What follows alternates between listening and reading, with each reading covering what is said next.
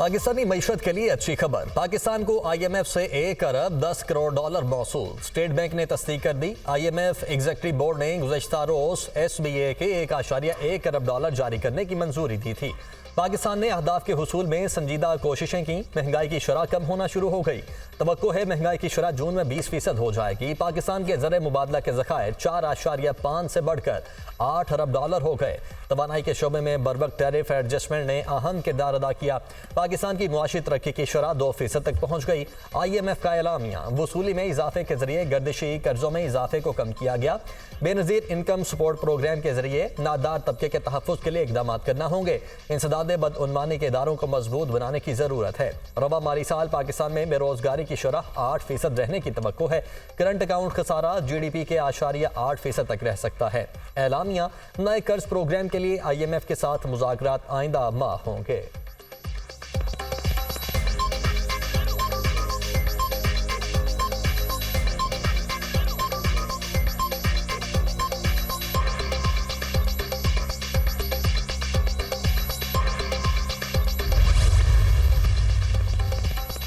वज़ीर-ए-आज़म शहबाज शरीफ का IMF की आखिरी मालियाती किस्त के जारी होने पर इजहार इत्मीनान। 1 अरब 10 करोड़ डॉलर की आखिरी किस्त मिलने से पाकिस्तान में मजीद मुआशी इस्तेहकाम आएगा। 16 माह के हुकूमत के दौरान पाकिस्तान को डिफॉल्ट से बचाने में IMF से ये मुआहदा अहम साबित हुआ। कर्ज लेना कामयाबी नहीं, कामयाबी उस दिन होगी जिस दिन कर्ज से निजात पाएंगे। शहबाज शरीफ का बयान।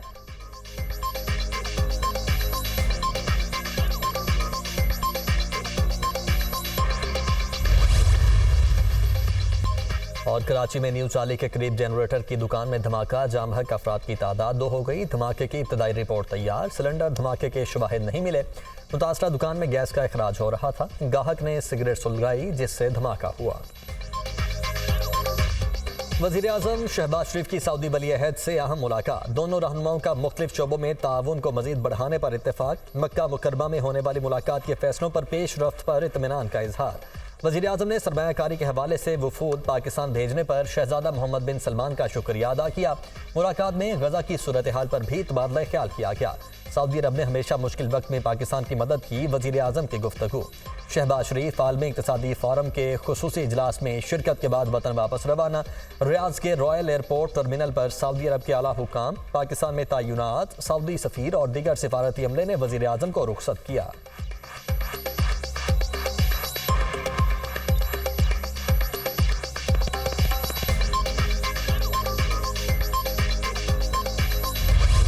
तय कर लें किसी सियासी ताकत, हुकूमत या हसास इदारे के हाथों इस्तेमाल नहीं होंगे। धरना केस में पहली बार मैंने लिख कर दिया कि फैज हमीद इसके पीछे हैं, लेकिन इस पर हुकूमत ने क्या किया? फैजाबाद धरने के वक्त क्या दुनिया को पता नहीं था कि पाकिस्तान को चला कौन रहा था? तारीख में पहली बार हमें अदालती ऑर्डर के जरिए बेंच से अलहदा किया गया। जब तक पार्लियामेंट मजबूत नहीं होगी, दूसरी ताकतें मजबूत होती जाएंगी। कहीं से भी मुदाखलत नाकाबिले कबूल होनी चाहिए। हालात बेहतर होते अगर अदलिया में अंदरूनी मुदाखलत ना होती। जब से चीफ जस्टिस बना हूँ, एक भी मुदाखलत की शिकायत मौसूल नहीं हुई। चीफ जस्टिस काजी फाइज ईसा के रिमार्क्स। इस्लामाबाद हाई कोर्ट के 6 जजेस के खत से मुतालिक सुप्रीम कोर्ट में आज खुद नोटिस पर समात।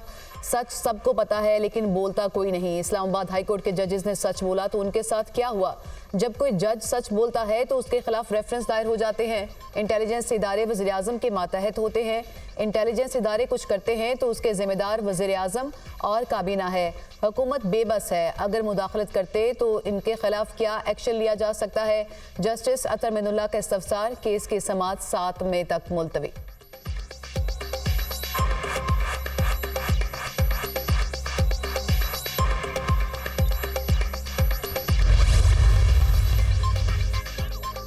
शिकायतें आ रही हैं, मुदाखलत हो रही है। कोई मिसाल देने को तैयार नहीं। अगर मेरे काम में मुदाखलत हो और ना रोक सकूं तो मुझे घर चले जाना चाहिए।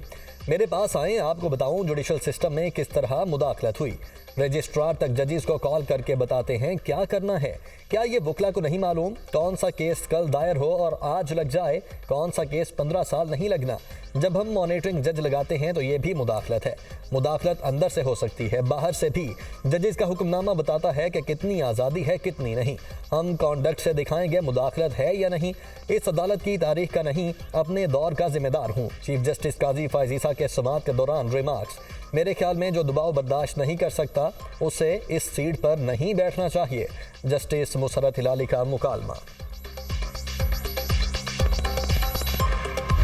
नैब ने साबिक वज़ीर-ए-आज़म शाहिद खाकान अब्बासी समेत तमाम मुल्ज़िमान के खिलाफ LNG रेफरेंस वापस ले लिया। एहतसाब अदालत इस्लामाबाद ने शाहिद खाकान अब्बासी समेत तमाम मुल्ज़िमान को बरी कर दिया। एंग्रो के chairman Mohammad Hussain Dawood, director Abdul Samad Dawood, CEO Sheikh Imranul Haq भी बरी। एहतसाब अदालत के जज नासिर जावेद राना ने केस की समाअत की। नैब तमाम मुल्ज़िमान के खिलाफ रेफरेंस वापस ले रहा है। डिप्टी प्रोसिक्यूटर अजहर मकबूल का अदालत में बयान। अदालत ने नैब की रेफरेंस वापस लेने की दरख्वास्त पर फैसला सुना दिया।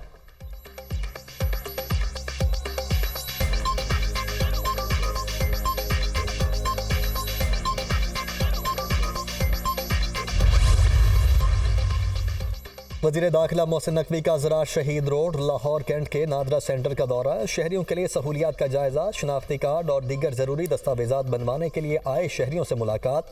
नादरा में एजेंट माफिया नहीं है तो पासपोर्ट ऑफिस से भी उसका खात्मा करेंगे। पूरी कोशिश है नादरा सेंटर्स में बिला ताख़ीर शहरियों को दस्तावेज़ात फराहम की जाएँ। मोहसिन नकवी की गुफ्तगू। वज़ीर दाखिला की सफाई के इंतजामात बेहतर बनाने की हिदायत। वज़ीर दाखिला का सक्खर में पासपोर्ट ऑफिस और नादरा सेंटर का भी दौरा। शहरियों से मुलाकात, मसाइल पूछे। ख़वातीन ने ताख़ीर और इंतज़ार की शिकायत की। मोहसिन नकवी का पासपोर्ट ऑफिस की 12 बरस से इमारत मुकम्मल न करने पर बरहमी का इजहार। पासपोर्ट ऑफिस की इमारत को 6 माह में मुकम्मल करने का हुक्म। सक्खर और रोहड़ी में 3 माह में 2 नए नादरा दफातर बनाने का ऐलान। नादरा सेंटर्स पर 30 मिनट से ज़्यादा शहरियों को इंतज़ार नहीं करना पड़ेगा। मोहसिन नकवी की यकीन दहानी।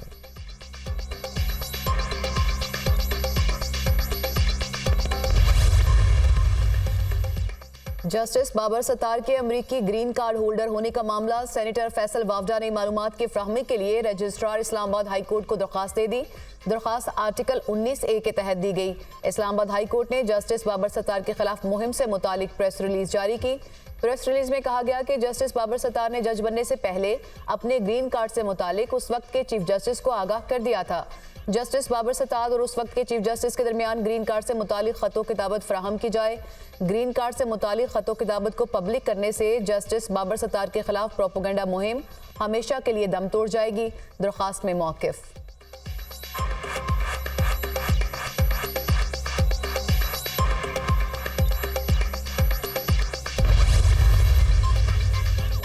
दौरान इद्दत निकाह केस में सदा के खिलाफ बानी PTI और बुशरा बीबी की अपीलों पर सुमात। खबर मानिका की जज पर अदम एतमाद की बुनियाद पर केस ट्रांसफर करने की दरखास्त मुस्तरद। अगर आइंदा समात पर अपीलों पर दलाइल ना दिए गए तो फैसला सुना दिया जाएगा। जज शाहरुख अर्जुमंद के रिमार्क्स। दौरान समात खबर मानिका का जज शाहरुख अर्जुमंद पर अदम एतमाद का इजहार।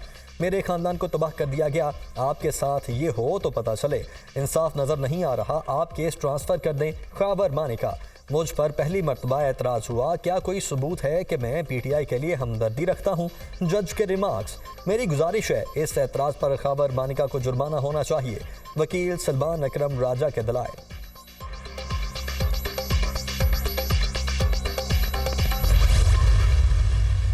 पब्लिक अकाउंट्स कमेटी जो हमारे पेंडिंग थी, आज वो नाम खान साहब की तरफ से भी फाइनल हो गया है और वो वही नाम है जिसका मैंने कल आपको जिक्र किया था, वो शेर अफजल मरवत साहब का ही है। वो जैसे चाहे अपने खिलाड़ियों के लड़ाएं, उसके पास ये इख्तियार है।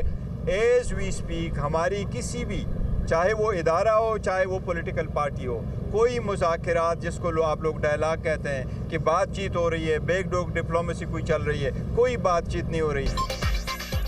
पब्लिक अकाउंट्स कमेटी के लिए शेर अफजल मरवत का नाम फाइनल हो गया। ये बानी PTI का इख्तियार है कि कौन से खिलाड़ी को कहां खिलाना है। किसी इदारे या सियासी जमात से कोई मुज़ाकरात नहीं हो रहे। अगर कोई मुज़ाकरात हुए तो मीडिया को आगाह करेंगे। डायलॉग होने चाहिए। मौलाना फजल रहमान से बातचीत जारी है। अलायंस को मुकम्मल करने के बहुत करीब है। उम्मीद है हम और मौलाना फजल रहमान इकट्ठे हो जाएंगे। चेयरमैन PTI बैरिस्टर गौहर की मीडिया से गुफ्तगू।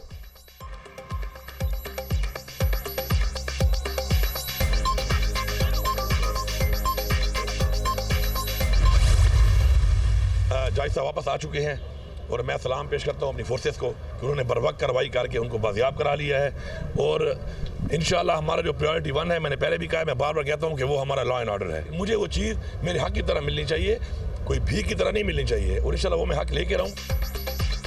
पाकिस्तान की खातिर एस्टेब्लिशमेंट के साथ बात करने के लिए तैयार हैं। जज की बाजियाबी के लिए कोई तावान नहीं दिया गया। फोर्सेस को सलाम पेश करते हैं जिन्होंने जज को बाजियाब करवा लिया।